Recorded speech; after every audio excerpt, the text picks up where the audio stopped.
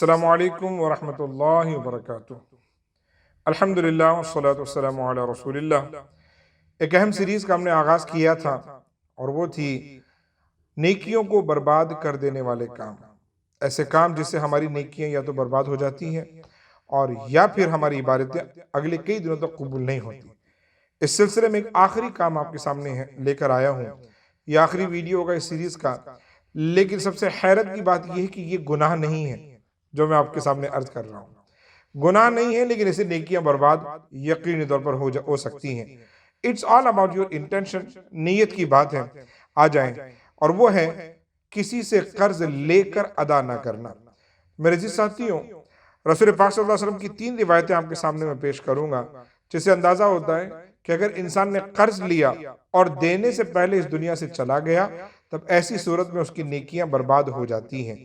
لیکن جیسا کہ میں نے کہا کہ یہ آپ کی انٹینشن پر ہے، آئیں اس حوالے سے میں ایک پازیٹیو حدیث بھی سب سے آخر میں بیان کروں گا، مکمل ویڈیو دیکھیں، اور اب تک اگر آپ نے ہمارا چینل سبسکرائب نہیں کیا میں گزارش کروں گا کہ آپ پلیز سبسکرائب کر لیں۔ بہت سی اہم سیریز ہمارے چینل پر آلریڈی نشر ہو چکی ہیں، آگے آنے والے دنوں میں بھی بہت سے اہم جو سیریز آپ کے سامنے آئے گی، لہٰذا ہمارے چینل کو سبسکرائب کریں، اسے شیئر کریں۔ آنے آغاز کرتے ہیں۔ رسول پاک صلی اللہ علیہ وسلم ارشاد فرماتے ہیں من مات وعلیہ دینار او درہم قضا من حسناتہ لیس ثم دینار ولا درہم۔ حضور فرماتے ہیں اگر کوئی شخص اس دنیا سے گیا در حال ہے کہ اس پر 1 درہم یا 1 دینار کا قرض تھا تو کل بروز قیامت اس کی تمام نیکیاں اس قرض دار شخص کو دے دی جائیں گی۔ اب کوئی بھی اس کے اوپر جو ہے نا نیکی نہیں بچے گی، بلکہ اس شخص کو دے دی جاتی ہیں۔ اب اس سے اندازہ آپ کر لیں کہ اگر کوئی بندہ آپ کو معلوم ہے اپنی ضرورت کی وجہ سے کسی سے قرض لے اور ادا نہ کر پائے تو وہ کتنی مصیبت میں پھنس سکتا ہے۔ لیکن اس میں ایک بڑی اہم چیز ہے، اور وہ کیا ہے کہ انسان قرض جب لے تو دینے کی نیت سے لے، اس نیت سے پریکٹیکلی اس کو معلوم ہو کہ نہیں میں یہ قرض ادا کر سکتا ہوں تو قرض لیں۔ آج ہم پہلے 2 حدیثیں اور سماعت کرتے ہیں۔ حضور پاک صلی اللہ علیہ وسلم ارشاد فرماتے ہیں یغفر للشہید کل ذنب الا الدین، کہ ایک شہید کے تمام گناہ بخش دیے جاتے ہیں جب اسے شہادت ملتی ہے سوائے قرض کے۔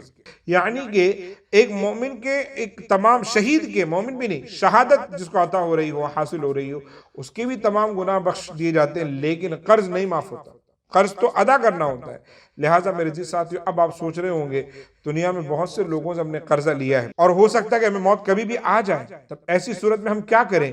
میرے عزیز ساتھیو، ایسی صورت میں سب سے پہلے یہ خیال کریں کہ قرض نہ لیں، حتی المقدور کوشش یہ کریں قرض نہ لیں۔ اور اگر آپ قرض لیتے ہوں تو 2 کام کریں۔ ایک تو یہ کہ پریکٹیکلی آپ کو معلوم ہونا چاہیے کہ آپ یہ قرض ادا کر سکتے ہیں اور کتنے عرصے میں ادا کر سکتے ہیں، اور اس قرض کو ادا کرنے کی آپ کی نیت ہو، ٹھیک ہے، یہ بہت اہم ہے۔ نمبر 3، اگر آپ کو یہ معلوم ہو کہ آپ نے قرض لیا ہے تو کم از کم اپنے اہل خانہ یا دوستوں کو آپ ضرور شیئر کر کے بتا دیں کہ میں نے فلاں سے قرض لیا ہے۔ اللہ نہ کرے کہ ہمیں موت آ جائے، تب ایسی صورت میں ہمارے گھر سے، ہماری آل اولاد میں سے کوئی ایسا شخص ضرور ہو جو ہمارا قرض ادا کر دے اور آخرت میں ہماری پکڑ نہ ہو۔ میرے عزیز ساتھیوں، میں نے کہا تھا ایک پازیٹیو حدیث سناؤں گا۔ حضور پاک ارشاد فرماتے ہیں اگر کسی بندے نے دینے کی نیت سے، لوٹانے کی اچھی نیت کے ساتھ میں قرض لیا ہو تو حضور فرماتے ہیں اگر اس کی اچانک موت ہو جاتی ہے، حضور پاک ارشاد فرماتے ہیں کل بروز قیامت اس کا قرضہ میں ادا کروں گا۔ شرط کیا رکھی حضور نے؟ کہ نیت اس کی تھی دینے کی، مگر کسی وجہ سے دے نہیں پایا، اس کی نیت تھی دینے کی، دے نہیں پایا، تو حضور فرماتے ہیں کہ ایسے شخص کا قرضہ میں ادا کروں گا۔ تو میرے عزیز ساتھیوں، تو اگر آپ نے کچھ قرضہ لیا اور آپ کی نیت ہے اور اگر آپ کو موت آ جاتی ہے تو آپ پریشان نہ ہو، انشاءاللہ رسول پاک اس کا ذمہ لیں گے، لیکن شرط ہے اس کے ساتھ میں کہ دینے کی، لوٹانے کی نیت ہو۔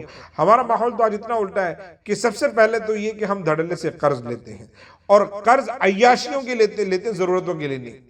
میں نے نہیں دیکھا کہ لوگ جو نا نیڈز کے لیے، ضرورت کے لیے قرض لیتے ہو، لوگ ڈیزائرز کے لیے قرض لیتے ہیں، خواہشات کے لیے۔ مہنگا فون لینا ہے تو قرض چاہیے، مہنگی گاڑی لینی ہے تو قرض چاہیے، مہنگا جو نا کچھ اچھا انسان پوش دکھنا چاہتا ہے، شادیوں میں اچھے کپڑے پہننا چاہتا ہے تو قرض لیتا ہے۔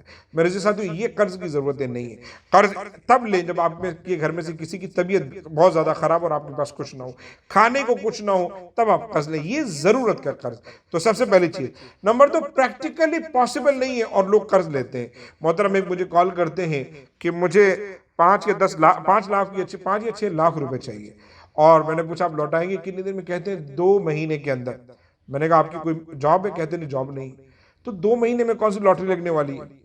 پریکٹیکلی بھی کوئی چیز ہونی چاہیے نا۔ یہ میں نے ایک مثال دی ہے، کوئی ریئل واقعہ نہیں، ایک مثال ہے آپ کے سامنے کہ آپ اندازہ کریں کہ آپ اس طریقے کے جملوں کے ساتھ جب کسی سے قرض لیتے ہو تو اللہ تو نیت جانتا ہے کہ آپ کے پاس پریکٹیکلی کوئی چیز موجود نہیں ہے، جاب موجود نہیں ہے، اس سے اتنی انکم آپ کی نہیں ہے کہ واقعی لاکھوں کا قرضہ آپ ادا کر سکیں گے، لہٰذا اس کا مطلب ہوتا ہے کہ آپ کی دینے کی نیت نہیں ہے۔ اب ایسی صورت میں بندہ اگر قرض لیتا ہے تو وہ اپنی آخرت برباد کر رہا ہے، کیونکہ حضور پاک صلی اللہ علیہ وسلم کی ایک روایت کہ بندے کا ایمان اور اس کی سانس، اس کی نیکیاں زمین و آسمان کے درمیان لٹکتی رہتی ہے جب تک اس پر کسی بھی چیز کا قرضہ باقی ہو۔ میرے عزیز ساتھیوں، اب اندازہ کریں، اب نیکیاں ہماری یہ چیزیں لٹک رہی ہیں، کیوں؟ کیونکہ ہمارا قرضہ باقی، اگر وہ ادا ہو جائے گا تو نیکیاں قبول ہو جائے گی، نہیں ادا ہوگا تو لہٰذا میرے عزیز ساتھیوں جو میں نے نصیحت دی اس پر غور کریں، قرض سے بچیں، خواہشات کے لیے نہ لیں، ضرورت کے لیے لیں، جلد سے جلد اس کو ادا کرنے کی کوشش کریں، اور اپنے اہل خانہ میں سے کوئی نہ کوئی آپ کی ان چیزوں سے اویئر ضرور ہونا چاہیے، اور وصیت میں بھی کہیں نہ کہیں آپ لکھ کر چھوڑ دیں تاکہ اگر کوئی ایسی صورتحال ہو تو آپ کا قرض ادا کیا جا سکے۔ جزاک اللہ خیر۔ آخر میں گزارش کروں گا والدین کا خیال رکھیں، صحابہ کرام کی عزت کریں، نمازوں کی پابندی کریں، اہل بیت اطہار سے محبت رکھیں۔ السلام علیکم ورحمۃ اللہ وبرکاتہ۔